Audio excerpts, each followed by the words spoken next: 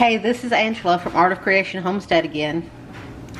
And I just realized I've done all of these canning videos this year and I've never shown you what I do after the 18 to 24 hours that I tell you to let things sit. I've never told you my process. So I think it's about time I show you my process. This is going to be a quick video, but it's going to be very valuable, especially to new canners. So what I have here, this unusually green stuff, is green apple jelly that I just canned yesterday.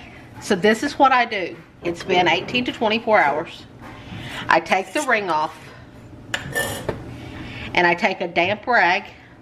If the jar feels extra sticky, I will also put a little bit of white vinegar on the rag as well, but these jars weren't sticky.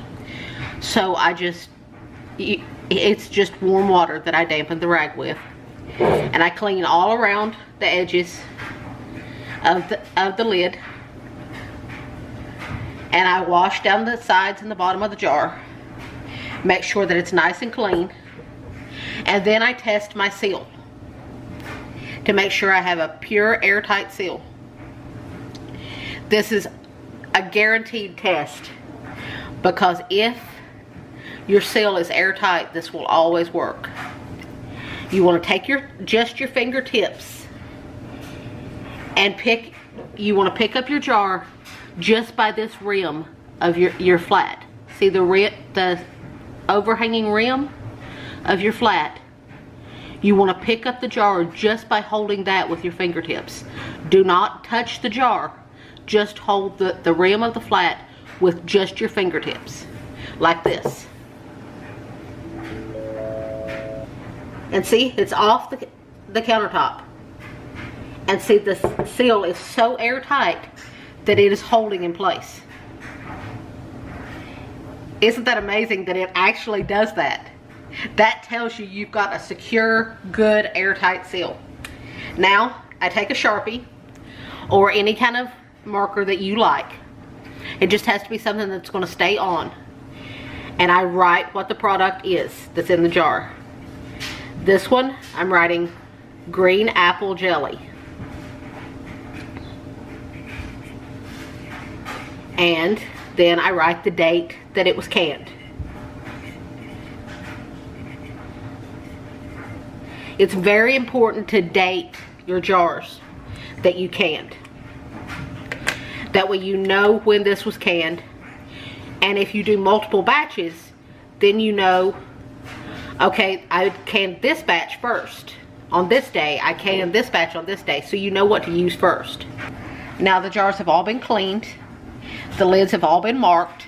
And I've tested the seal on all of them. They all have a good airtight seal. So now I'm ready to store them away. So what you want to do at this point, you want to preferably store them in a single layer in a cool, dry place. You don't want to leave them in direct sunlight. They can have light on them. They don't have to be in a completely dark room. They can have some light on them. You just don't want to store them in direct sunlight, because it can discolor the food a little bit. It really won't hurt it, but it can discolor the food a little bit. So for presentation's sake, essentially, you may want to store them out of direct sunlight. But you want to be sure and store them in a dry place. That's the most important thing, is to store them in a dry place. And these should keep for at least 1 year, but I've heard of things lasting that have been home canned for 3 to 5 years. Personally, my home canned food never lasts past a year. And if it does, it just lasts a few months past a year. So if you like this video, remember to give us a thumbs up.